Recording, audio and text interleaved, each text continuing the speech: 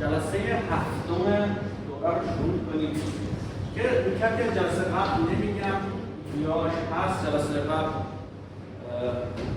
representation learning گفتیم، transfer learning، بعد از آن self supervised گفتیم. آخر دوم یه جلسه کامل در مورد self supervised خواهیم داشت. بریم سراغ سکونس مدلینگ. سکونس مدلینگ چی هست؟ چرا بهش نیاز داریم؟ سکونس مدلینگ یعنی دنبال پیشبینی یا استفاده از داده هایی که از یه ترتیبی اوردری برای توالی دارن که بهش میگن سکونس. مثالاش خیلی زیاده. داده صوتی، یه فایل صوتی، یه آهنگ در هر بازه از زمان یه فرکانسی هایی داره، داده ای که اوردری داره، یه ترتیبی داره. داده های مثلا هواشناسی، دماغ، پوشش ابری، متن کلا هر چیز مهمی که مهمترینش متن، هر چیزی که متنی داریم یه ترتیبی داره. از سمت شروع می‌کنیم به خوندن میریم جلو میشه اونم یه سکونسه. پس اونم میشه یه سکونس. حتی عکس ها هم میشه پیکسلایی که یه عکس رو تشکیل میده یه ترتیبی دارن. حتی عکس هم میشه بگیم که یه سکونس یا یه دنباله‌ای هست از داده ها. برای همین مدل کردن اینها خیلی مهمه. تسکایی که میشه با این کار انجام داد، پارت آف اسپیچ تگینگ، مثلا متن رو بدی بهش بگی مثلا ما فعلا فاعلا ورب یا مثلا فعل یا مثلا گزاره اسمی هستن یا چیزهای مختلف. یکیش سنتیمنت آنالیسیس هست.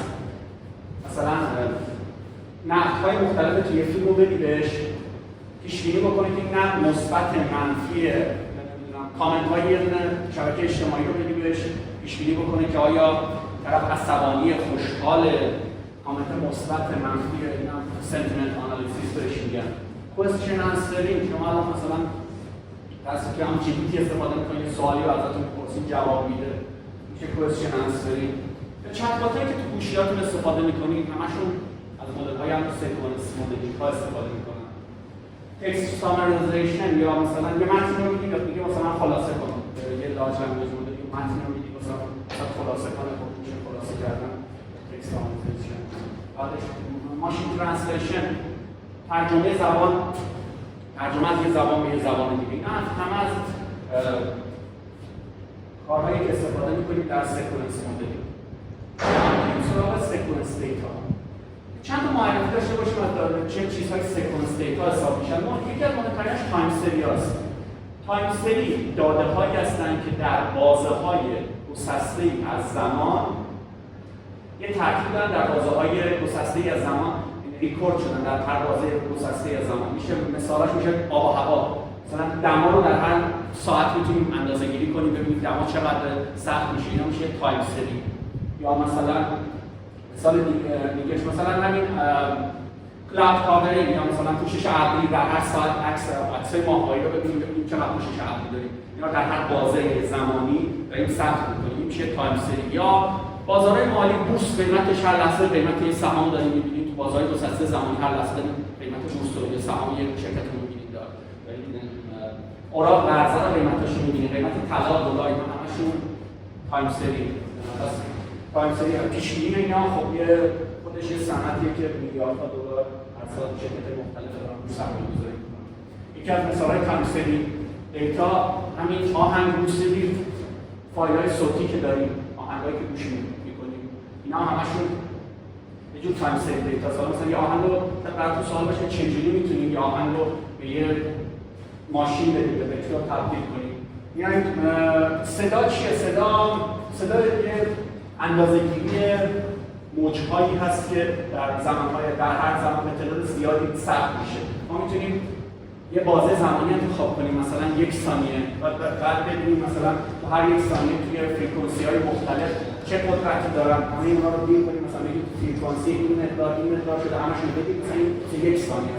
1 ثانیه این فرکانسی این مقدار داریم توی فرکانسی، بعد مثلا قدرتی که مشاهده کردیم، صدایی که مشاهده کردیم، این مقدار مشاهده کردیم، اینو میشه به یه بردار تبدیل کرد داد به ماشین. این که بازم یک از مسابقه واسه تایم سری زدیم، مثلا داده‌های صوتی هستن.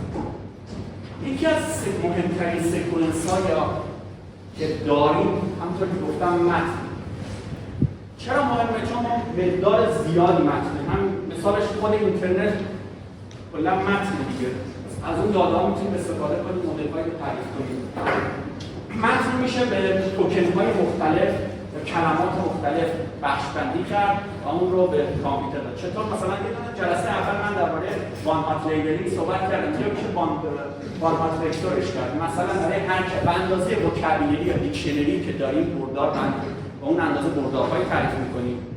به هر کلمه یه ایندکس از اون بردار رو اختصاص میدیم. مثلا کلمه روم اینجا وقتی بردار روم توی ایندکسی که به روم تعلق گرفته یک میشه و بقیه‌اش صفر میشه.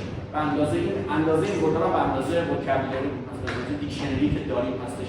به اضافه یه دونه کلمه که مثلا کلمه‌ای که خارج از دیکشنری کلمه جدید رو می‌گیریم اون رو به وکتور بهش اختصاص میدیم. پس متوجه شدیم وان هات وکتور چجوریه دیگه برای کلمات اختصاص میدیم. یا مثلا پاریس ایندکسی که به پاریس تعلق داره یک میشه بقیه‌اش صفر میشه. اینجوری میشه همش رو به هر کلمه رو به یه بردار تبدیل کرد و متن رو به ماشین داد.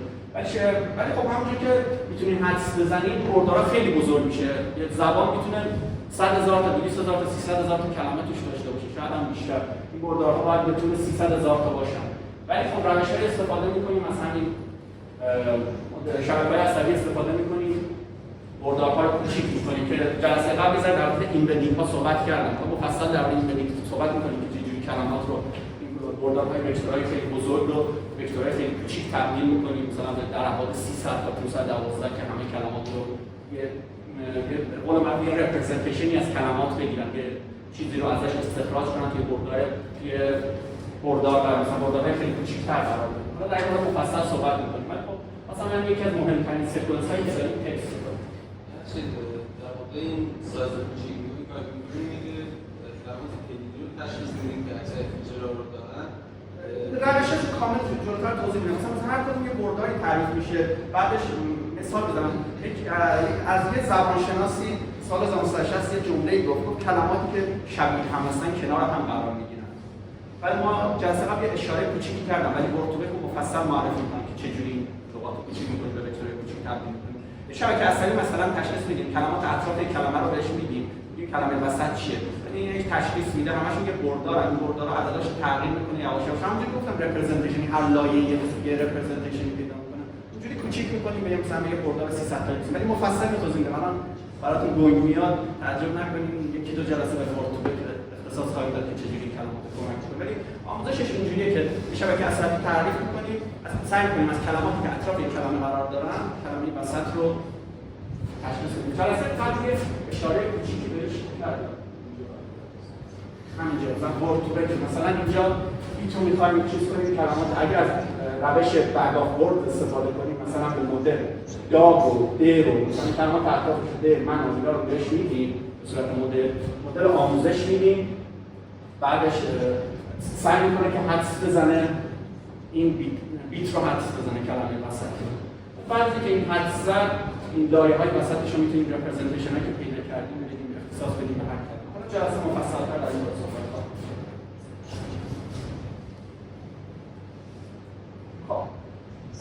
حالا هدفمون از سکانس مدل کردن چیه؟ چرا نیاز داریم؟ چرا شبکه‌های عصبی معمولی رو استفاده نمی‌کنیم؟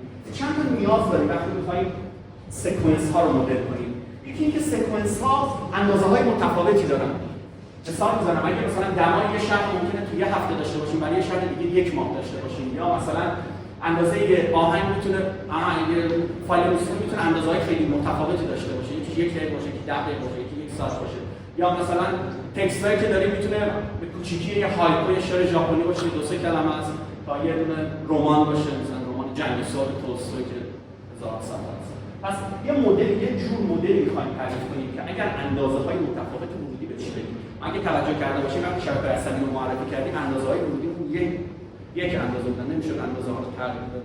یه ورودی که می‌دادیم تعداد نورون‌هایی که دریافتش می‌کردن ثابت بود، نمی‌شد تغییر داد. یه سکانس مدلی ما می‌خوایم مشکل حل کنیم. این مدلی تعریف کنیم که مدلی ارائه بدیم که بتونه اندازه‌های متفاوت رو به دقت بگیره و نتیجه رو به ما بده. یه کار دیگه‌ای که می‌خوایم بکنیم، ما می‌خوایم که توی سکانس مدلی همونجور که تصویر معرفی کردم ورودی خروجی ها میتونن اندازه های متفاوتی داشته باشن. مثلا وقتی میخوایم سنتیمنت کلاسیفیکیشن انجام بدیم، مثلا بگیم که کامنت مثبت، منفی، عصبانی چیز هست، میشه منی تو وان، یعنی یه متن رو بهش میگیم خروجیمون یه آوتپوت پازیتیو یا مثلا نگاتیو کامنتی که داشتیم، نقدی که برای این فیلم داشتیم.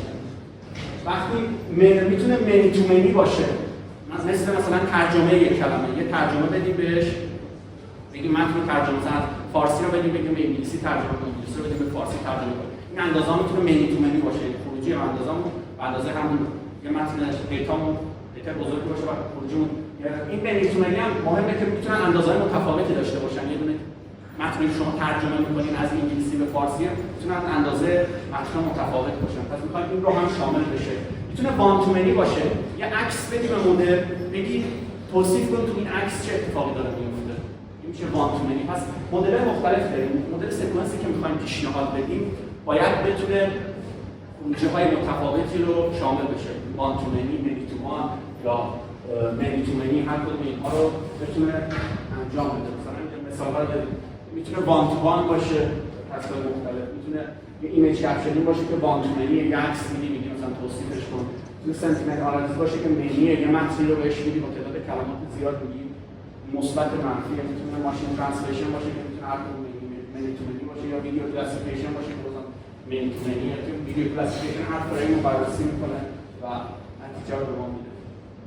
خب یه چیز دیگه هم می‌خوایم تو سکانس مدلینگ بتونه ارتباطات طولانی که وجود داره رو استفاده کنه ازش. مثلا اگه مثلا داده دمای یک سال باشه، دمایی که سال قبل بهار این موقع چه دمایی بوده میتونیم ازش استفاده کنیم ببینیم امسال تو این زمان چه دما چقدر خواهد بود، بخوایم دماها رو پیش بینی بکنیم.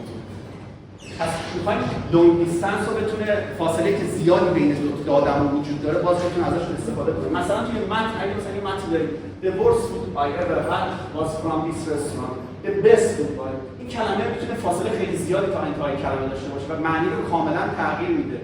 ما می‌خوایم مدلی تعریف بکنیم که بتونه ارتباطاتی که بین داده‌های طولانی داده‌ها وجود داره، فاصله زیادی که بین داده‌ها وجود دارن استفاده بکنه و از همه متن با هر چقدر بزرگی که داره و هر چقدر فاصله که کلمات از هم دارن استفاده کنه تا آوتپوتمون یا خروجی که می‌خوایم رو برامون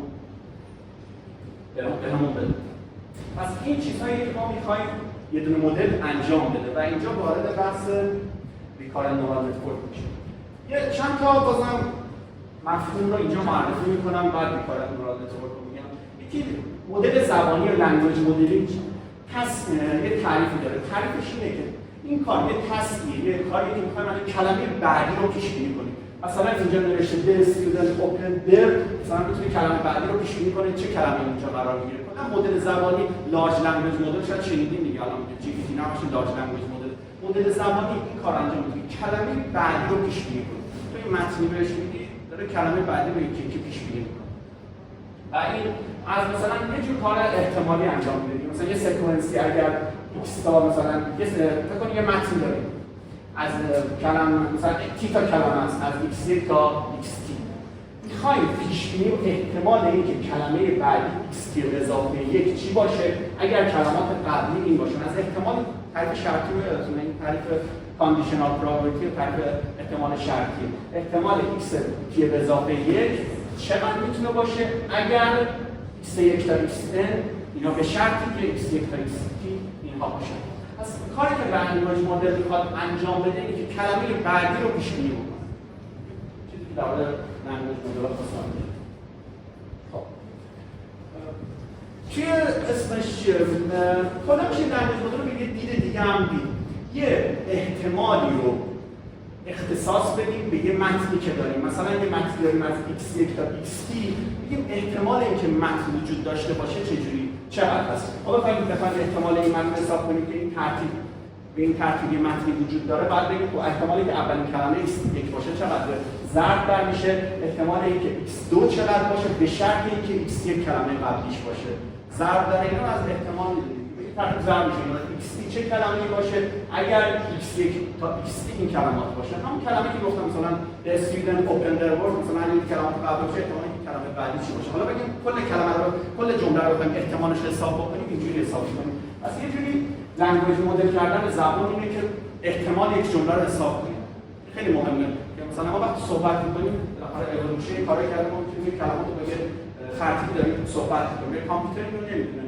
از مدل‌های زبانی استفاده می‌کنیم که بدونیم که احتمال اینکه این متن واقعی باشه، تولید شده باشه چقدر است. به این روش احتمال ضرب میشه ضرب xp اگر x1 تا x1 رو داشته باشیم. ضرب این احتمالات میشه. اینا از احتمال ترتیب شرطی.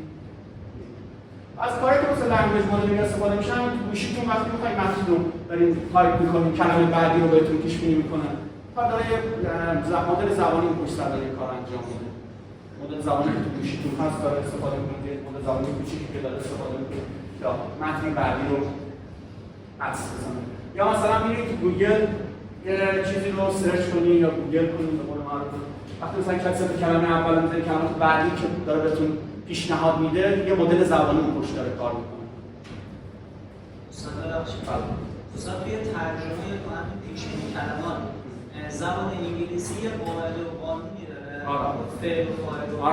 ولی زبان فارسی ما میتونیم قشنگ کلمات جابجا این قاعده رو به هم بریزیم. این تو یادگیری ماشین من تاثیر میذاره. آره تاثیر خوبه. اگه میخواید تو واسه یه مدل زبانی برای فارسی چیز درست بکنید، باید از متن فارسی استفاده بکنید. اون متن فارسی وقتی با متن فارسی آموزش میدی، مدل زبانی میفهمه که این قاعده ها تو فارسی اینجوری وجود دارن، تو انگلیسی اینجوری وجود دارن. مثلا مدل کلمات هم تو فارسی تغییر میده. یه جا میگیم میگن، یه جا میگیم میگن. اینو یواش یواش زبان میفهمه. این ما که چجوری فهمیدیم استفاده کنیم. وقتی داده خیلی زیادی میبینی، کلی جا ببینی، یه جا میگه میگم، یه جا میگه گفتم، یا مثلا حالا چیزا مثالی که شما میزنید، یاد میگیره که آره میتونه اینا مثلا به هم ربط داره. این سینونیم داده زیادی بشه. آره باید داده زیاد. وقتی مدل زبانی رو مثلا کاری که مثلا چت جی پی تی میکنه، کل اینترنت و همه داده تریلیون ها کلمه رو یا ترابایت داده رو استفاده میکنه که بتونه روش بهتری بده. هر چقدر داده بیشتر ببینیم، مثالایی ببینه که میشه چه جوری جمله استفاده میکنه، میفهمی که میتونه روش‌های مختلفی هم معنی‌های مختلفی واسه یک کلمه استفاده کنه.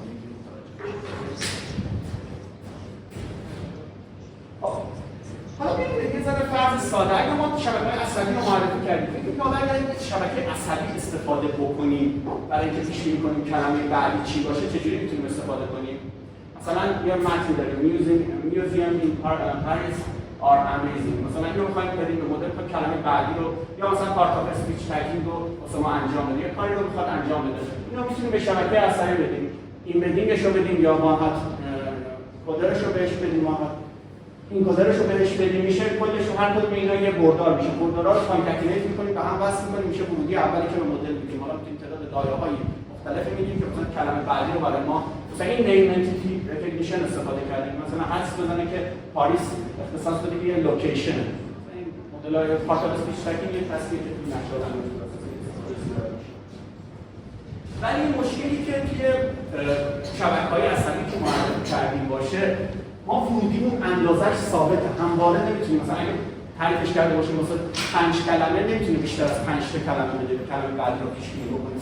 ولی می‌بینید تو زبان خیلی مهمه کلمات بعدی چی هست. مثلا اگه اینجا بگیم the student opened their مثلا میتونه باشه open the door، مثلا open their laptop، مثلا open هر چیزی میتونه باشه. ولی خب مثلا اگه بخوایم از مدل شبکه عصبی استفاده کنیم، باید متنی که پشت سرش اومده رو بریزیم دور، چون مدل عصبی شبکه عصبیمون یه پنجره ثابتی داره. ولی خب این مهمه. مثلا اگه بگیم که مراقب ساعت رو شروع کرد و دانش آموز چیشو باز کرد، الان اینجا می‌فهمیم مثلا برگه امتحانشو باز کرد، امتحان رو باز کرد. خیلی مهمه متن قبلش چی باشه. ولی شبکه عصبی قبلی که وانیلایی که معرفی کرده بود، چون ویندوز ثابت بود، نمیتونه این کار رو به دقت انجام بده. توی شبکه عصبی معمولی چیکار می‌کردیم با فیکس ویندو؟ همونطور که گفتم هر کلمه رو یه ایمبدینگی، یه وکتوری بهش اختصاص میدیم. داریم یا از ایمبدینگ استفاده می‌کنیم یا با اینکودر استفاده می‌کنیم، وان وکتور استفاده می‌کنیم. هر دو اینا الان مثلا the student opened their هر دو این کلمه‌ها یه ایمبدینگ دارن، یه بردار دارن. بردارهاشو توی کانکتینیت می‌کنیم، به هم دیگه میچسبونیم، میشه یه بردار بزرگ. این بردار بزرگ میشه ورودیمون به شبکه عصبی که قبلا معرفی کردیم. شبکه عصبی ما همونطور گفتم هر لایه‌ای یه ماتریس وزن داده دیگه. هر کدوم این کلمات ایمبدینگ اصلی که از 4 تا کلمه وجود شده خودش یه دونه بردار ورودیمون این ضرب داره. یه ماتریسی میشه که شبکه عصبی معرفی کردیم. گفتیم هر نوع یه وزنی داره، همشون میتونید بذارید در یه ماتریس دیگه هر کدوم اینا یه وزنی داره. وزن رو می‌ذاریم توی ماتریسی، ضرب در ورودی رو می‌کنیم به اضافه بایاسمون می‌کنیم، یه اکتیویشن فانکشن یه اتیکال انجل صحبت کردیم بهش می‌زنیم میره لایه بعدی و یه لایه بعدی که تولید شد باز یه بردار دیگه. این بردار رو معمولاً به اندازه وکابیلریمون یا دیکشنریمون هست. مثلا 10,000 تا 20,000 تا مثلا وکابیلری داریم. اندازه بردار رو میگه وکابیلری. بعدش می‌بینیم این لایه رو با ضرب در یه یا میتونیم نه این ممکنه اندازه‌اش متفاوت باشه ولی بعد اینکه در یو ضرب بکنیم اندازه‌اش میشه به اندازه وکابیلریمون یا دیکشنریمون که داریم. پس این خروجی این شبکه عصبی ضرب در دوباره یه ماتریس وزن میشه این همون دابلی یا هر وزنی که داریم به اضافه یه بایاسی میشه که این خروجیش میشه یه برداری به اندازه وکابیلری. بعد اینو میگیم به سافت مکس. سافت مکس یادتونه که معرفی کردیم. سافت مکس وقتی یه بردار بهش میدادیم هر عددی در اون بردار که میتونه از منفی بی‌نهایت تا مثبت بی‌نهایت باشه به یه احتمال تبدیل میکرد و جمع اون احتمال‌ها میشد یک.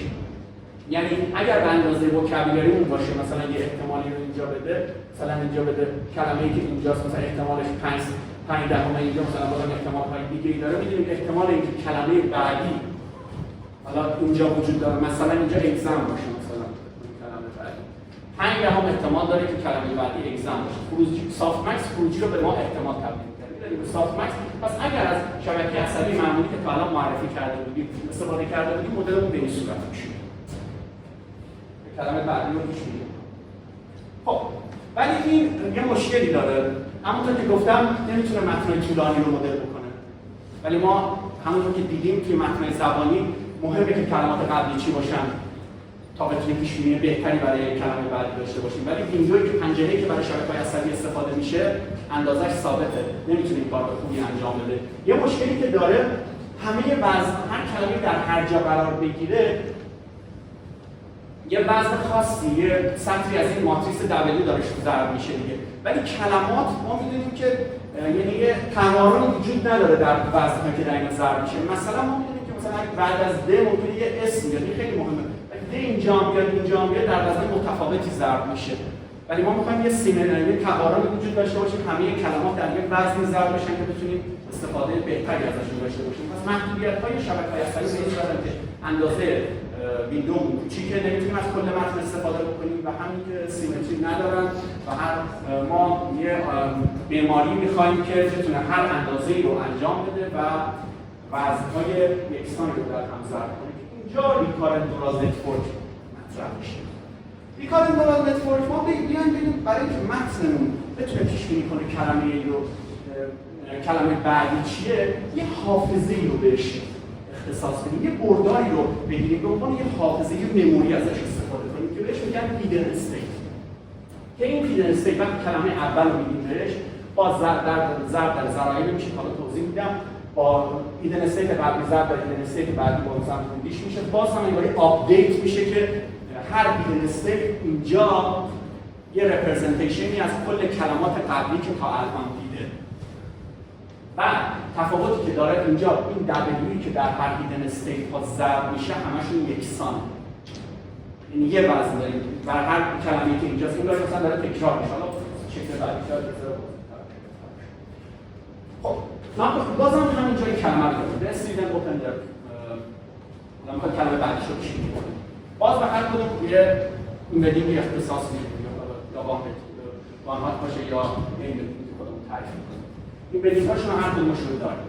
یه هیدن استیت اولیه داریم، یه حافظه مموری صفر داریم که میتونه اصلا همون چیزاش اینیشیالایز بشه به همه چیزاش صفر باشه. این یه وکتوری بذاریم به اندازه‌ای که می‌خوایم تعریف کنیم که چقدر می‌خوایم مموری داشته باشیم، یه وکتوری رو تعریف می‌کنیم برای اول صفر. ورودی اولمون رو که می‌گیریم ضرب در یک وزن باشه. WE مثلا در نظر بگیریم ما وکتورمون ضرب در بازم یه ماتریس میشه که وزن ضرب یه بردار میشه مثلا وزن.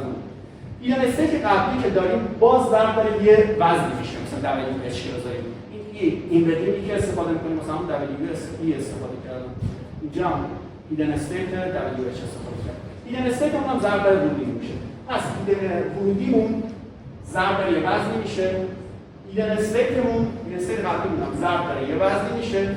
به اضافه یه بایاسی و یه اکتیویشن فانکشنی که حالا معمولا کنش استفاده میکنم میشه و ایدن استیت بعدی رو میده. دوباره همین WH ضرب در ایدن استیت بعدیمون میشه و کلمه بعدی ضرب در همون WE میشه، به اضافه بازم همون بایاس میشه و ایدن استیت بعدی میده. یعنی ایدن استیت مموری که تعریف کردیم بردار به عنوان مموری داریم ازش استفاده میکنیم، به این صورت یکی یکی آپدیت میکنیم و مموری که آخر سر میرسیم یه درکی داره، یه رپرزنتیشنی داره از همه کلماتی که تا الان دیده. و این چه خوبی داره؟ چون این W و وزناشون یکسانه، ما میتونه هر طولی رو بهش بدیم. وزنا داره یکسان داره ضرب میشه. هر چقدر کلمه داشته باشیم دوباره میتونه در همون برای اینکه ایدن استیت رو آپدیت بکنیم در ضرب در ایدن استیت قبلی بشه، WH به اضافه کلمه جدیدی که داریم ضرب در وزنش بشه، به اضافه بایاس بشه و ایدن استیت مموری بعدی رو به ما جا بده. بعدش میتونیم چیز آخر ایدن استیت آخری که داریم رو که به عنوان یه رپرزنتیشنی از کل جمله کلمه متنی که دیدیم تصفیه شد بدیم ضرب در یه دونه باز هم ماتریس یا وزنی بکنیم، به اضافه یه بایاسی بدیم و سافت مکس دوباره همون بردار احتمالمون رو به ما بده. خب خوبیای این چی هست؟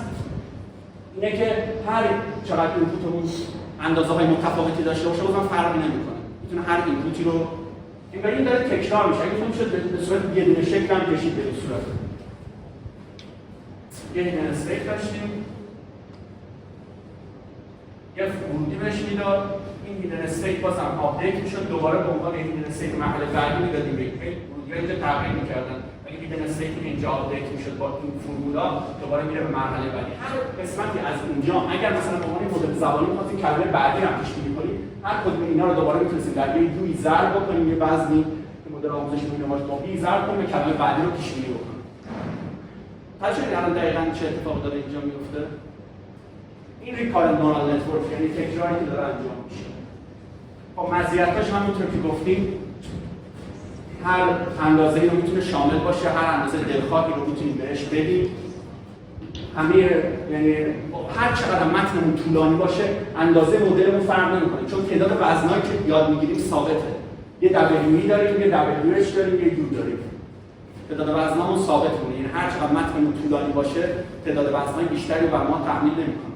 خب این هم یه مزیتی داره. یه سیمنری، یه تعاملی که اونجا اشاره کردم نداره، این داره چون هر کلمه‌ای ضرب داره یه وزن میشه، یعنی کلمات در وزن متفاوتی ضرب نمیشن. این هم یه مزیتیه که هر کلمه میتونه استفاده بکنه ازش. وقتی مثلا د داریم می‌دونیم بعدش چیز میاد، اسمش چیه؟ اسم میاد یا از این موضوع میتونه استفاده بکنه. ولی خب به قول معروف که معایبی هم داره که بذاره خیلی به قول معروف آروم اصلاح، چون کلمات باید یکی یکی پروسس بشن. اگه یه متن داریم نمیتونیم به صورت موازی همه رو یه دفعه پروسس بکنیم. کلمه اول رو باید بدیم ایدن استیت آپدیت بشه، بعد کلمه بعدی رو بدیم، بعد کلمه بعدی رو بدیم. یه مشکلی وجود داره که خیلی به قول معروف سرعتش کمه این مدل. و یکی هم داره که چون یه هیدن استیت ثابت داریم، اگه متن یه ذره خیلی طولانی باشه شاید یادش بره که اول کلماتی که اون اول دیده بوده چی هست. یه معایبیه که ریکارنت نورال نتورک داره. خب در ریکارنت نورال نتورک شکلش کسی سوالی داره؟ یه جوری دو نوع ویت داریم، یکی که مموریه رو تاثیرش رو بذاریم که تاثیر کلیه کلمه رو. آره دو تا ویتی که داریم اینجا دو تا. یه ویتی که واسه هر کلمه داره میگیره، یه وزنی که به هر کلمه ضرب میشن و یه وزنی هم که در هر ایدن استیت ضرب میشن. به اضافه یه بایاسی میشن که بازم اونها هم یه وزنن که ایدن استیت رو آپدیت کنه. مثلا اینجا کلمه پیش بینی شده مثلا در اون وکتور آخر مثلا زنگ چیز داریم. به اون وکتورایی که مثلا توی این موضوع نزدیکه آخرش انگاری وکتور که آخر سر ایدن استیت آخری داریم یه رپرزنتیشن، یه درکی از کل کلماتی هست که تا الان شده. چجوری مثلا به شما خب این وزنی که آخر داریم ضرب در دوباره یه وزن یه ماتریکسی میشه که این بردار رو تبدیل میکنه به اندازه وکابولری یا دیکشنری. یه بردار آخر سر به اندازه وکابولری یا دیکشنری.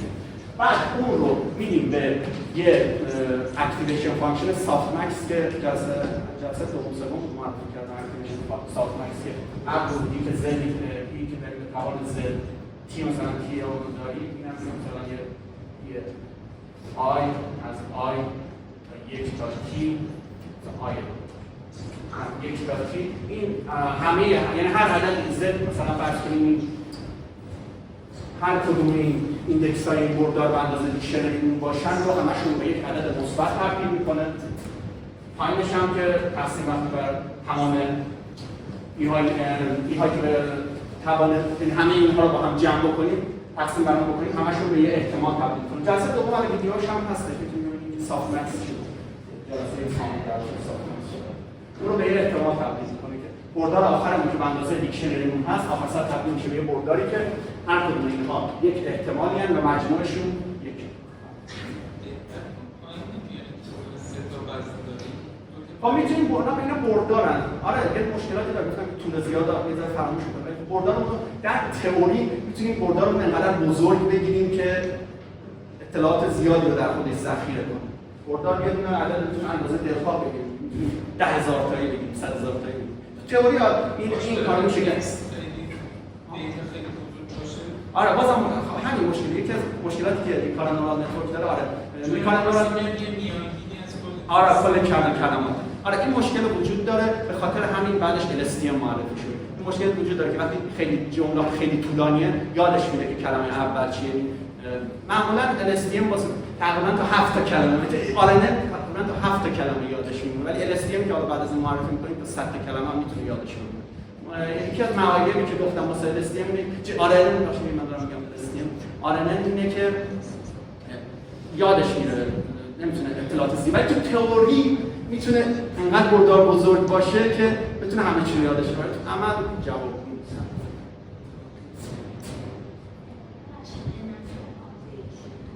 آره بحث الان توضیح میدم. خب حالا چجوری این مدل RNN رو آموزش میدیم؟ یه کورپس بزرگ برمی‌داریم، مثلا فکر کنید ویکی‌پدیا رو کلاً برمی‌داریم کد متنشو. یه کورپس بزرگی مثلا از x1 تا x3 دیگه متن خیلی طولانی. بعدش میایم چیکار می‌کنیم؟ یه لاس فانکشنی تعریف می‌کنیم. لاس فانکشن که کراس آنتروپی استفاده می‌کنه. کراس آنتروپی لاس فانکشن کوچولو توضیح بدم. کراس آنتروپی مثلا برداری که ما دادیم گفتیم یه برداری به ما میده به اندازه دیکشنریمون و هر کدومش یه احتمال درسته. خب ما خودمون میدونیم کلمه بعدی چی هست. ما ریکار نورال نتورک انگار تعریف می‌کنیم کلمه بعدی رو پیش می‌کنه، ولی خودمون میدونیم کلمه بعدی چی هست. آوتپوتمون رو می‌دونیم. مثلا خودمون میدونیم کلمه بعدی مثلا اگزم هست. وقتی مثلا ایندکس اگزم 1 بقیه‌اش 0. درست شد. اینجا ولی ما یه برداری داریم که همش یه احتمال، مثلا ایندکس مثلا اگزم شده داده نیم، اینجا مثلا داده 1 دهم، هر کدوم احتمالات خاصی داره. این چیکار میکنه؟ میاد یه دونه سام میزنیم روی این اعداد و ایندکس های آوتپوت واقعیمون رو که خودمون میدونیم جواب چی هست رو یکی یکی ضرب میکنیم در احتمال هایی که دارن. مثلا این 0 ضرب در این 1 دهم بشه 0 میشه که همشون اگه نگاه کنید میشن 0 به غیر از جواب اصلی که داره. خب این ضرب داره یه لوگاریتم میگیریم از این 5 که اینجا داریم 5 دهمی که داریم، فقط یه دونه این میمونه دیگه. یعنی اگه اسمی بگیریم از وایتی ها یعنی ایندکس های مختلف این اندازه وکتور رو می‌پسیم وای دبلیو ایندکس های این نیمه‌داری که داریم، یکی یکی اینا رو با هم جمع کنیم همشون صفرن به غیر از اون جوابی که داریم، همشون صفر میشن. پس آخر سر فقط چی میمونه؟ این یکی دیگه. آخر سر لگاریتم این احتمالی که داریم میمونه. بعد این هم یه ضرب منفی هم پشت این میذاریم چون می‌خوایم این مقدار رو بیشتر بکنیم. می‌خوایم مدلمون این احتمال کلمه اگزم که مثلا جوابمون هست رو بیشتر بکنه. پس لاس فانکشنمون رو اینجوری تعریف می‌کنیم. ببینیم کراس آنتروپی. لیبل هامون ضرب در لگاریتم احتمال که مدلمون خروجی داده میشه. به صورت المنت وایز. متوجه شدید در کراس آنتروپی داره چیکار می‌کنه؟ پس این لاس فانکشن اگر این مقدار کم باشه نتیجه چیه؟ اینکه مدلمون داره بهتر عمل میکنه چون لگاریتم 5 ضرب در این منفی بشه در این منفی مدلمون داره بهتر عمل میکنه. اگه زیاد باشه یعنی اینکه مدلمون بد داره عمل میکنه. این منفی داری کلماتشو برعکس میکنه. ما میخوایم این احتمالا رو زیاد بکنیم دیگه. یه لاگ ازش میگیریم. این کراس آنتروپی که استفاده میکنن. اگه یادت باشه ما لاس فانکشنمون می‌خواستیم چجوری لاس فانکشنمون تعریف بشه. لاس فانکشن اونجوری تعریف بشه که هر چقدر کمتر باشه مدلمون داره بهتر عمل میکنه. ما اینجا ما می‌خوایم اینو زیاد کنیم، یه منفی بذاریم چیز لاس فانکشنمون کاری که می‌خوایم رو انجام بدیم. بعد هر کدوم این کلمات داره یکی تولید میشن، هر کدوم اینا یک کراس یه هزینه‌ای رو به ما میده. اینا رو در کل کلمات جمع می‌کنیم، پس بر تعداد می‌کنیم، میشه لاس فانکشن کلمون. حالا تو شکل بهتر شد. خب ما یه متن داریم، مثلا ویکی‌پدیا رو برداشتیم، یکی میدیم به مدل. یه کورپسی داریم. کورپس متن بزرگ رو میگن الان کورپس. هر کدوم این کلمات هستن یه ایمیجی میدارن. ضرب داره، یه وزن میشن، ایدن استیتی که داریم، مموری که داریم، ضرب داره بازم یه وزن میشه، اینا با هم جمع میشن، یه ایدن استیتمون یکی آپدیت میشه. ولی هر کدوم این ایدن استیت ها رو میدیم به یه دونه، بازم ضرب داره یه دونه ماتریس دیگه میشه، یه وزنهای یو میشه و یه بعدش یه سافت مکسی روش زده میشه که به ما احتمال توزیع کلمات رو میده دیگه. درست شد؟ یه احتمال میده. بعد لاس فانکشنمون رو به همون صورت کراس آنتروپی حساب میکنیم برای کلمه اول. بعدش دوباره کلمه بعدی خودمون از کورپس داریم دیگه. بازم به عنوان ورودی میدیم کلمه بعدی رو پیش بینی میکنیم. هر کدوم این لاس فانکشنام چیه؟ لوگاریتم پروبابیلیتی کلمه بعد دیگه. پروبابیلیتی خروجی مدلمون داده. منفی لوگاریتم پروبابیلیتی که مدلمون داده. مثلا مدلمون استودنت مثلا اینجا به استودنت رو پیش بینی کرد. اون لوگاریتمی که برای استودنت پیش بینی کرده چه لاس فانکشن منفی اون لوگاریتم میشه لاس فانکشن. بعد این مرحله بعدی کلمه بعدی رو پیش بینی میکنه. اگه اوپن رو پیش بینی کرد اونم میشه منفی لوگاریتم اون عدد میشه بازم لاس فانکشن بعدی میگه که اینجوری میره جلو تا آخر سر مجموع لاس فانکشن مجموع اون احتمالات چیز لاس فانکشن رو پس بر تعداد بکنیم میشه لاس فانکشن. به این کار تیچر فورسی میگن چون ورودی بعدی ما خروجی این رو نمیگیریم بدیم به عنوان ورودی. ورودی خود کلمه‌ای که داره اصلیه رو بهش میگیم میگن تیچر فورسی میگه اصلا بدون آخرش لاس فانکشن آخرمون رو حساب کرد. آره این مدلی که اول در این ضرب میشه کلمه اول ورودی رو میدیم مدلمون یک کلمه بعدی پیش بینی میکنه. منفی لوگاریتم اون رو میگیریم میشه لاس فانکشن. یکی هر مرحله داره کلمه بعدی رو پیش بینی میکنه. آخر اینکه مثلا کورپسمون رو کامل انجام بدیم جمع اینها میشه کل لاس فانکشن. بعد لاس فانکشن رو استفاده میکنیم سوالات رو درست شد. بس آخری پیش بینی نمی‌کنید. نه کلش رو کل متن رو پیش بینی میکنیم. آخرش هم که یه جمله تمام شده. یه معمولا این کلمه رو انتقال میدن که end of sentence بهش میگن. حالا یه چیزی رو میذارن که جمله تمام شده باشه. شاید نقطه آخر رو پیش بینی بکنه. مثلا میگه جمله اینجا تمام شده.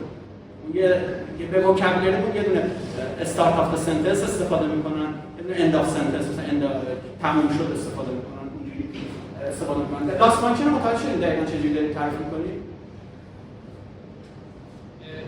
در یا وزن همه یکیه. آره در ها در شابه همه یکی. خب یعنی با توجه به لاس فانکشن همه رو تغییر میدیم. آره دیگه همه رو تغییر میدیم. همه رو با یه دونه دبلیو الان یه آپدیت ها میگم چجوری آپدیت میکنیم. آره فقط هم ما فقط دبلیو رو دبلیو اچ و یو رو تغییر میدیم که مدلمون کار دلخواهی که میخوایم انجام بدیم. الان توضیح نمیدم. مثلا گفتید که لاس فانکشن اگه پایین بیاد کم بشه یعنی مدلمون داره خوب کار میکنه. لاس فانکشن جوری تعریف میکنیم که اگر کم باشه مدلمون خوب داره کار میکنه، اگر بالا باشه مدلمون اگه کم باشه ولی اوورفیتینگ شده باشه ما از کجا داریم اوورفیتینگ یه مدل خب اول جلسه اول هم در واقع با ولیدیشن یه دیتا ست ولیدیشن نگه می‌داریم که اوورفیت نشه. با اون تست می‌کنیم که بعد اینکه مدلمون اوورفیت نشده باشه که فقط تست کرده باشه مثلا. دادمون که اول فاز که مثلا کورپسی که داریم مثلا ویکی‌پدیا رو استفاده کردیم چون 90% برای آموزش استفاده کنیم 5% برای ولیدیشن نگه می‌داریم که تست کنیم ببینیم که اوورفیت نشده میتونه کار بکنه. 5% برای تست نگه داریم که آخر سر ببینیم مدلی که استفاده کردیم چقدر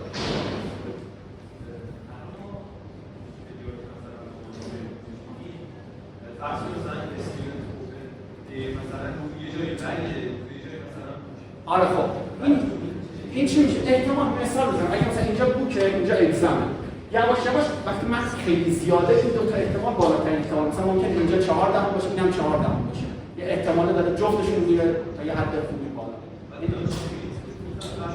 بعد وقتی میخوایم انتخاب کنیم میتونیم مثلا بازم ضرب احتمال بکنیم، مثلا تو سکه رو می‌ذاری که 50% چی میاد 50% 4 دهم بازم یه چیزی استفاده می‌کنی که احتمال بالا، یا میتونی احتمال بالا رو استفاده کنی یا ضریب احتمال بسته به احتمال کلمه بعدی رو خروجی بده.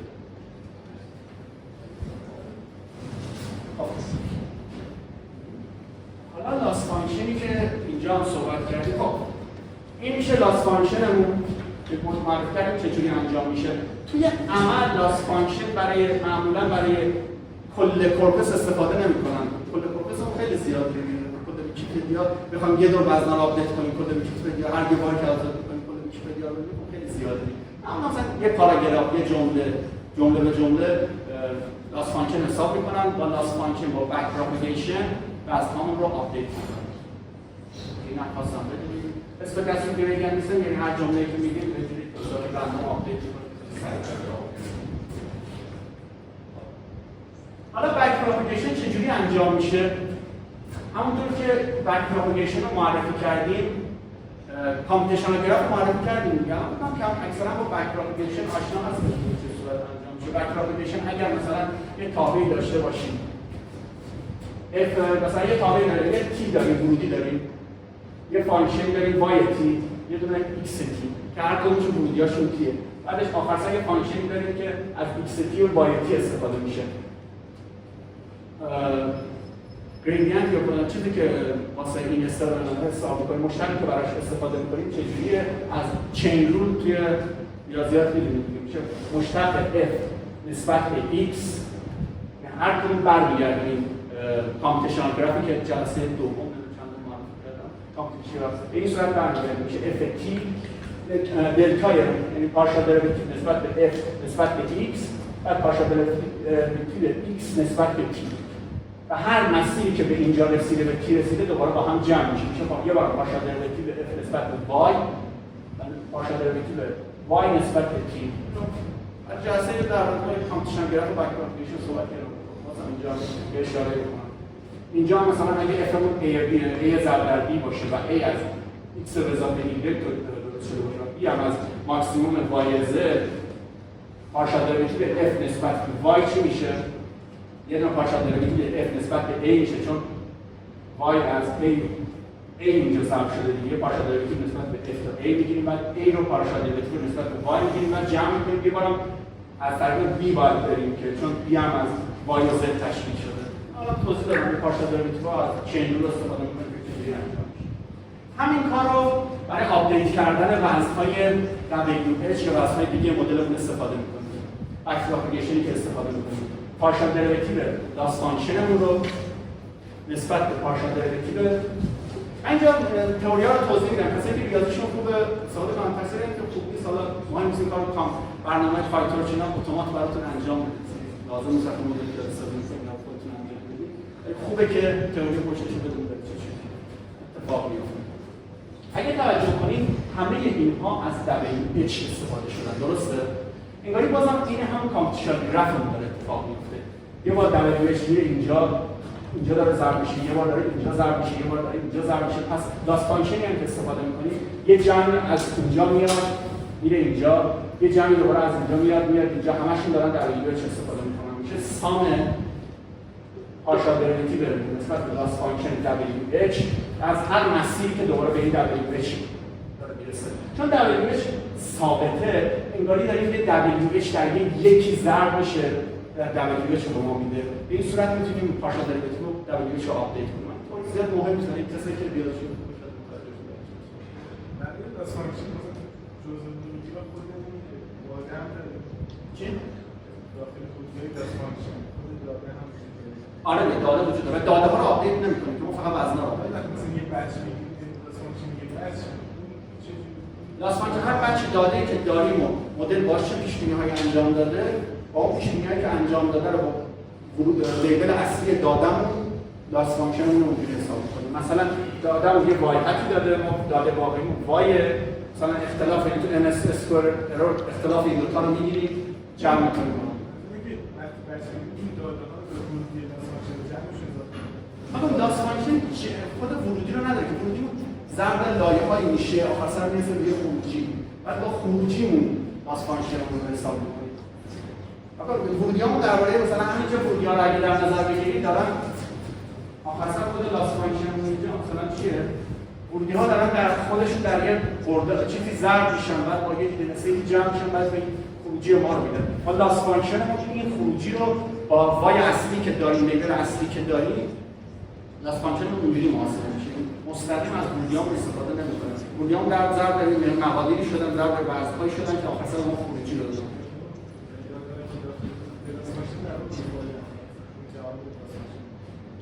داده که توی باس فانکشن هست خروجی مدلمونه با خروجی اصلی که داریم. مثلا ما پیش بینی کردیم سگ خروجی اصلی گربه است، حالا اختلاف اینا رو می‌گیریم که اون باس فانکشن ما داده کاری نداریم. داده ها خودشون ضرب داره یه ورودی‌هایی میشن که آخر سر ما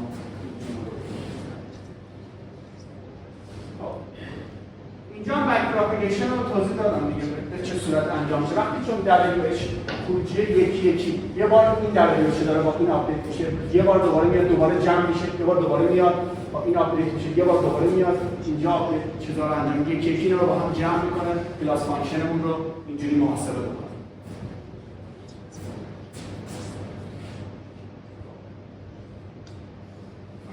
ما میتونیم از RNN برای به قول معروف جنریتور تیم هم استفاده کنیم. مثلا شروع سنتنسمون رو بدیم، یکی رو ببینیم چه کلمه‌ای رو پیش بینی میکنه و یه به قول معروف عنوان جنریتور ازش استفاده کنیم برامون متن تولید کنه.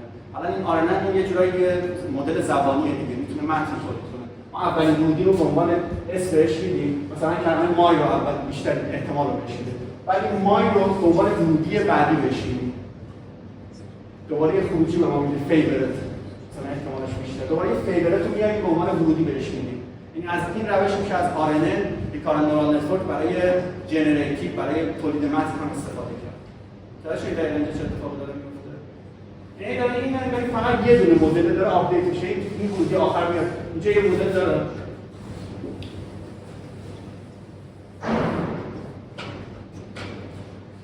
این مدلمون مثلا ریکارنت نورال نتورکمونه.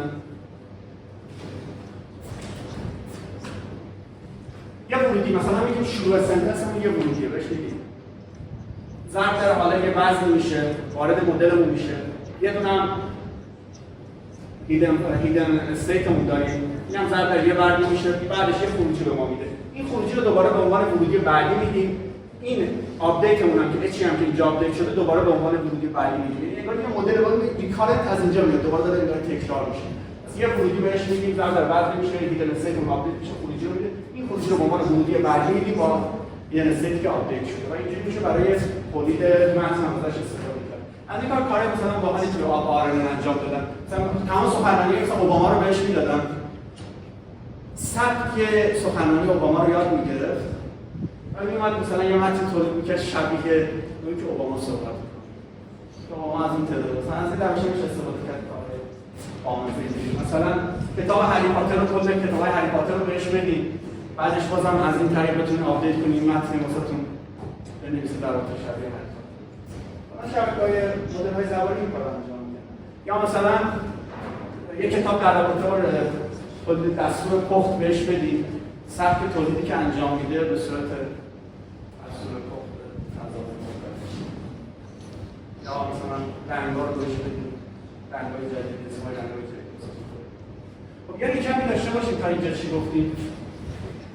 یکی اینکه گفتیم لنگویج مدل رو معرفی کردیم. لنگویج مدل یعنی اینکه کلمه بعدی رو یه سیستمی هست برای پیش‌بینی کلمه بعدی. ریکارنت نورال نتورک رو معرفی کردیم. ریکارنت نورال نتورک خوبیش این بود که هر ورودی رو به هر اندازه‌ای میتونست بگیره. ورودی رو به اندازه دلخواه میتونست بگیره. وزن‌های یکسانی رو آپدیت می‌کرد. هر چقدر متن داشتیم تعداد پارامترامون بیشتر نمی‌شد. پارامترامون تعداد ثابت بود، کامپیوتر پاورمون ثابت بود. و میتونه در هر قدمی هر استپی میتونیم ازش خروجی تولید بکنیم یا نکنیم. وایسیم هیدن استیت آخر رو باش تولید خروجی بکنیم یا هر مرحله میتونیم تولید خروجی داشته باشیم مثل همون جنریتیو مدلی که استفاده کردیم هر کلمه تولید کنیم. ریکارنت نورال نتورک ولی مساویه با لنگویج مدل نیست. ریکارنت نورال نتورک برای کسب‌های دیگه‌ای هم استفاده میکنن. حالا چند تا مثال اینجا میزنم که چه کاری باید انجام میده.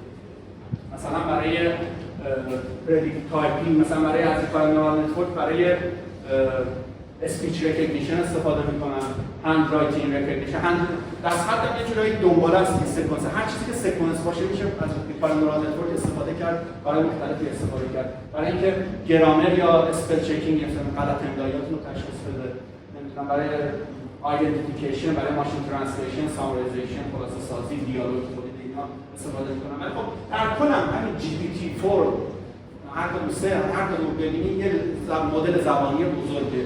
حالا من از ترانسفورمر استفاده میکنم.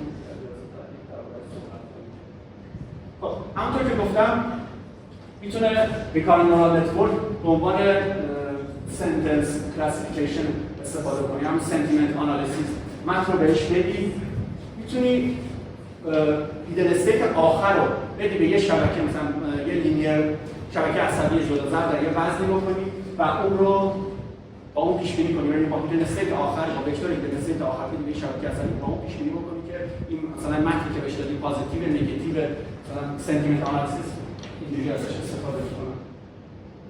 یه روش وجود داره که فقط ایدن استیت آخر رو بدی، چون ایدن استیت آخر گفتیم که یه رپرزنتیشنی از کل متنی هست که دادیم دیگه، ولی همونطور که اشاره کردید ایدن استیت آخر ممکنه یادش رفته باشه متنای فقط کلمات اولیه چی بوده. یه روش دیگه وجود داره که همه ایدن استیت ها رو جمع کنی، کانکاتینیت کنی یا با هم جمع کنی یا بدی که مثلا یادش بمونه که چه صورتی میخواد ایدن استیت بعدی رو جمله رو پیش بینی کنی که مثلا واسه سنتیمنت آنالیسیس ازش استفاده کنی. برای این کد ماژول هم میشه استفاده کرد. مثلا برای کوئسچن انسوری مثلا یه جمله رو می‌خوای بنویسی، میتونی باز هم ایدن استیت آخر استفاده کنی یا همه ایدن استیت ها رو به عنوان یه رپرزنتیشن یه جور اینکودر، یعنی متنی که داریم همونطور گفتیم کامپیوتر نمیفهمه متن چیه که حالا یه سوالی بهش بگیم کامپیوتر نمیفهمه چیه. هر کدوم اینا باز یه دونه ایمبدینگ ورد دارن. اینا رو میتونیم بدیم به ریکارنت نورال نتورک، یه ایدن استیت هاشون رو یا با هم کانکاتینیت کنیم یا جمع کنیم یا ایدن استیت آخر رو بگیریم بدیم به یه مدل دیگه که مثلا استفاده کنیم برای تولید جواب یا کارهای دیگه. مثلا اینکودر در واقع مفصل صحبت خواهیم کرد.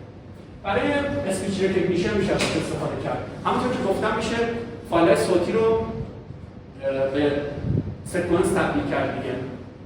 این همین میتونیم سکانس بدیم، ایدن استیت واسه ما تولید بکنه، بعد ایدن استیت رو بدیم به یه مدل شبکه عصبی که مثلا دوباره برای اسپیچ ریکگنیشن استفاده کنیم که بفهمیم چی داره. آرنه که معرفی کردیم بهش میگن به قول معروف وانیلا آرنه. همونطور که دوستمون گفت نمیتونه یادش میره کلمات اول چیه، معمولا تا 7 کلمه یادش میمونه، خیلی برای متن طولانی زیاد جواب نمیده یادش میاد، چون فقط یک ایدن استیت آخر داریم، آپدیت نمیشه به اندازه کافی که بتونیم متن اول ببینیم. مثلا آرنه های دیگه معرفی کردن مثل LSTM که معرفی خواهیم کرد، GRN هم استفاده میکنن، مولتی لیر آرنه هم معرفی خواهیم کرد. فلیورهای مختلف آرنن هست که یکی معرفی کنیم.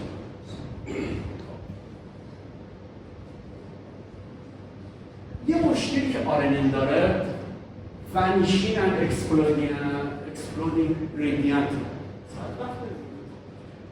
همونطور که گفتیم وقتی متن طولانی رو بهش میدیم آخر سر یه لاس فانکشن داریم، جمع آقای سه لاس فانکشن داریم که آخر سر یه تصویر انجام میدیم یه لاس فانکشن یا مثلا سنتیمنت آنالیسیس هم مثلا گفته پوزیتیو و نگاتیو حالا یه لاس فانکشن به هر ترتیبی ما مثلا کراسانتروپ یا هر چیز. این لاس فانکشن باید بک پروپاگیشن انجام بشه، ضرب بشه و چیزها رو آپدیت کنه. یکی یکی باید برگرده تا برسه تمام بعد بتونه وزن دقیقاً رو آپدیت کنه. وزن دقیقاً رو آپدیت کنه واسه لاس فانکشن که داره. حالا مثلا اون لاس فانکشن بعد 4 مرحله میخواد مثلا بکنید. بعد 4 مرحله میخواد لاس فانکشن رو پارشال دریوتیو رو نسبت به ایدن استیت اولمون حساب کنیم. چه اتفاقی میفته؟ چجوری باید حساب کنیم؟ پارشال دریوتیو ایدن استیت دوم رو نسبت به ایدن استیت اول باید ضرب در پارشال دریوتیو نسبت به ایدن استیت دوم بشه. یکی اگه بدونید یکی جلو میاد متوجه شده یا چه اتفاقی میفته؟ بعد یکی اینا در هم ضرب میشن. چه اتفاقی میفته؟ اگر این پارشال دریوتیو ها کوچیک باشن یه تعداد زیادی عدد کوچیک دارن ضرب میشن. گریدینتمون خیلی کوچیک میشه، یعنی وزنایی که اوایل وجود دارن اصلا آپدیت نمیشن، چون گریدینت اون خیلی کوچیکه، قدمی که برمی‌دارن خیلی کوچیک میشه، یعنی عدد خیلی کوچیکیه که به خوبی آپدیت نمیشن. پس این به این میگن ونیشینگ گریدینت پرابلم که توی RNN وجود داره، چون RNN به صورت سکونسی داره متن چیز میکنه، یکی یکی کلمات رو میگیره و تو وقتی میخواد آپدیت کنه لاس فانکشنی که گرفته یکی یکی آپدیت کنه، هی داره اگه این این وزن‌ها کوچیک باشن، این ها کوچیک باشن، یکی یکی داره کوچیک‌تر میشه. وقتی میرسه به لایه‌های اول آپدیت چندانی یعنی از ایدن استیت‌های اول استفاده چندانی نمی‌کنه برای آپدیت. از ورودی‌های کلمات اول داره استفاده چندانی نمی‌کنه برای آپدیت کردن وزن‌ها. این مشکلیه که ونیشینگ گریدینت میگن. همین مشکل رو توی چیزام داشتیم اگه یادتون باشه. شاید اصلا وقتی تعداد لایه‌ها خیلی زیاد میشه، وزن‌هایی اگه کوچیک بودن در هم ضرب بشن ونیشینگ گریدینت استفاده می‌کنه. من اینجا یه ذره تئوریش هم میگم، حالا کسی استفاده می‌کنه یا نه، شاید برای بعضی جالب باشه. اگه ما خودمون داس فانکشنمون رو در ایدن ستمون در نظر بگیریم چه اتفاقی میفته؟ وزن‌ها وقتی در هم ضرب میشن، یه وزنی در رابطه با ایدن ست قبلیمون میشه، جمع میشه با وزنی در کلمه ورودیمون دیگه، درسته؟ با یه بایاس جمع میشه، بعد اینو میدیم به یه اکتیویشن فانکشن. حالا اکتیویشن فانکشن رو اینجا برای سادگی فرض کنیم یه تابع همانی هست. این خودش رو به ما میده. اکتیویشن فانکشن انجام نمیشه. حالا اگه بخوایم گریدینت h رو نسبت به h tmn های یک در نظر بگیریم، اینجا فقط باز اولی h tmn های یک داره دیگه، درسته؟ فقط wh میشه. گریدینت پارشال دریوتیو به h tmn های t نسبت به h tmn های یک فقط میشه w. و وقتی یه لاس فانکشنی که مثلا بعد آی استفاده بعد 10 قدمی که رفتیم، مثلا آی تا قدمی که رفتیم بخوایم آپدیت بکنیم، انگار تعداد زیادی W رو داریم در خودش ضرب می‌کنیم. اینجا فقط W رو دیگه تعداد ایدن استیت‌ها یکی در هم ضرب بکنیم، اینجا مقدارش W تعداد زیادی WH دارن در هم ضرب میشن. اگه مقدار اینها خیلی کوچیک باشه چه اتفاقی میفته؟ داره وزنمون گریدینت که داره اتفاق میفته، وزنی که مشترک که داریم می‌گیریم، پارشال دریوتیو که داریم می‌گیریم داره به صفر می‌رسه و این مشکلی که ایجاد می‌کنه. حالا یه ذره اتوماتیک گذاشتم برای شاید خودتون بخونید بهتر باشه. دیگه آیگن ولیو آیگن وکتور هم یادتون باشه، وقتی داریم مشتق این ماتریس رو آیگن ولیو آیگن وکتوراشو پیدا بکنیم، یه لاندایی داره به توان زیادی نسبت به این ماتریس در توان خودش به تعداد زیاد داره ضرب میشه، وقتی به توان میرسه این آیگن ولیوش داره در تعداد زیادی به توان میرسه و اگه آیگن ولیو کوچیک‌تر از یک باشه داره صفر میشه. متن گذاشته حالا و اینو به فکر وقتی بازه طولانی این طرف میشه، وزن‌ها در هم ضرب بشن این صفر نمی‌کنن و تاثیر آپدیتمون رو نداریم. وقتی مثلا می‌خوایم اینجا آپدیت می‌کنیم، یعنی گریدینت‌هایی که از سیگنال‌های خیلی دور می‌گیریم از دست میرن، چون آپدیت نمیشن، چون وزن‌ها خیلی کوچیک میشه. مثلا اینجا W آپدیت میشه، ولی کلماتی که از قبل اومدن، کلماتی که اینجا دارن وارد میشن، چون داره لاس فانکشنمون گریدینت ونیشینگ اتفاق میفته توی کار نورال نتورک، آپدیت نمیشن. اینو فقط بدونیم اگه یه تیک اوی که از این داشته باشیم، وقتی کار نورال نتورک خیلی بزرگ میشه، اگر W هامون وزن‌هامون کوچکتر از یک باشن و در هم ضرب بشن، گریدینت ونیشینگ اتفاق میفته و این چه مشکلی ایجاد میکنه؟ این مدل یعنی وزن‌ها فقط برای کلمات نزدیکترشون آپدیت میشن و لونگ ترمشون بی خاصیت میشه، این کلمات تاثیرشون کم میشه در آپدیت وزن WH که استفاده می‌کنیم. چون WH مثلا اینجا کلمه‌ای که اینجا اومده تاثیر زیادی در آپدیت شدن WH می‌ذاره و کلمه‌ای که اینجا اومده تاثیر زیادی در آپدیت شدن وزن می‌ذاره. بخش الان کامل اصلی مشکل اون مقدار بشایی بودن که تاثیر خیلی کوچک‌تر داره. آره. اگه از یکی بیشتر باشن چه اتفاقی میفته؟ اگه اعداد خیلی بزرگی در حالا اینجا اکسپلودینگ خیلی بزرگ هستن که مشکل ایجاد کنه. یه بحثی بذاریم، یه وزن مجاز بذاریم برای این مقاطع ویژه. آره مثلا چیز میشه این کارو انجام داد. الان توضیح میدم که توی چه کاری برای این کار انجام میدیم. این چه اتفاقی میفته؟ حالا توضیح بدم ونیشینگ گریدینت که اتفاق میفته چه مشکلی برامون ایجاد میکنه. وقتی مثلا اینجا میگه when she tried to print her ticket she found that the printer was out of toner. She went to a stationery store to buy more toner. It was very overpriced. After installing the toner into the printer she finally printed her. ما میدونیم که این متن به تیکت برمیگرده. She printed the ticket. ولی وقتی از RNN استفاده میکنیم چون ونیشینگ گریدینت اتفاق افتاده وزنها خیلی کوچیک شدن، تاثیر کلمات اول خیلی کم شده، تاثیر کلمات هفتمی که تو اینجا استفاده شده به آخر نرسیده و RNN که اینجور متن‌های طولانی با مشکل مواجه میشه چون وزنها به ترتیب در هم ضرب میشه. تو ونیشینگ گریدینت وقتی اتفاق میفته نمیتونه تشخیص بده که اینجا باید تیکت میاد چون تیکت خیلی قبل‌تر اومده تأثیری تو وزنها نداشته. خب اگه وقتی وزنها خیلی کوچیکن این اتفاق میفته. همونطور که گفتم توی RNN معمولا تا 7 تا کلمه خوب جواب میده. بعد 7 تا کلمه خیلی متن عجیب غریب میشه. نمیتونه دیپندنسی‌های طولانی تر رو به خوبی تشخیص بده. خب حالا اکسپلودینگ هم گریدینتی گفتیم وقتی اکسپلودینگ اتفاق بیفته چه اتفاقی میفته؟ اگر همون دبل‌دوهایی که داشتیم ضرب می‌کردیم میتونن از یک کوچیک‌تر باشن به صفر بند می‌کنن ونیشینگ گریدینت اتفاق میفته. یعنی گریدینت از بین میره، تاثیرش برای کلمات اول از بین میره. حالا اگه بزرگ باشن چه اتفاقی میفته؟ یه عدد بزرگتر از یک در هم ضرب بشن توی متن طولانی خب یه عدد خیلی بزرگ به ما میدن دیگه. اینجا این مقدار خیلی بزرگ میشه دیگه. بعداً خیلی بزرگی برمی‌داریم و بازم به مشکل می‌خوریم. وزنا نمیتونیم آپدیت بکنیم. حتی تو کامپیوتر هم معمولاً عدد اونقدر بزرگ میشه به اینفینیتی یا نه میرسه که آپدیت نمیشه اصلا مدل خوب جواب نمیده. یه اکسپلودینگ ولی خب واسه اکسپلودینگ یه روش وجود داره. همونطور که گفتیم. میتونیم وزنای ترشولد بذاریم. وقتی مشکلمون اکسپلودینگ یعنی وزن‌ها دارن خیلی بزرگ میشن بگیم که اگر وزن‌ها از این مقدار بیشتر شدن همون مقدار بذاریم. مثال میزنم مثلا بگیم وزن‌ها باید 10 بیشتر بشه. وقتی 10 بیشتر شدن اینجا وقتی مثلا گریدینت حساب کردیم از مقدار گریدینت و نرمالش از 10 بیشتر شد همون 10 بذاریم. نذاریم وزن‌ها نذاریم. این اکسپلودینگ رو یه راه داریم برای حل کردنش وقتی وزن‌ها خیلی بزرگه. ولی برای ونیشینگ نمیتونیم این کار انجام بدیم چون اصلا آپدیتمون به هم میریزه. وزن‌ها آپدیت وقتی یه مقدار کوچیک میشن این مدل میگه آپدیت نمیشه وزن‌ها. وقتی وزن‌ها خیلی کوچیک بشن بگیم از این کوچیک‌تر نشه میگیم تاثیر بازم همه چی رو داریم اعمال می‌کنیم خودمون داریم تو لرنینگ دخالت می‌کنیم جواب نمیده مدل واسه ونیشینگ از این روش استفاده کنیم. حالا چطور این مشکل ونیشینگ گریدینت دیسنت رو حل کنیم؟ توی وانیلا گریدینت دیسنت همونطور که گفتیم HTML به این صورت آپدیت میشه. آیا میتونیم یه RNN دیگه‌ای معرفی بکنیم که یه مموری دیگه‌ای داشته باشه که این مشکل نیفته که اینجا LSTM رو معرفی می‌کنیم.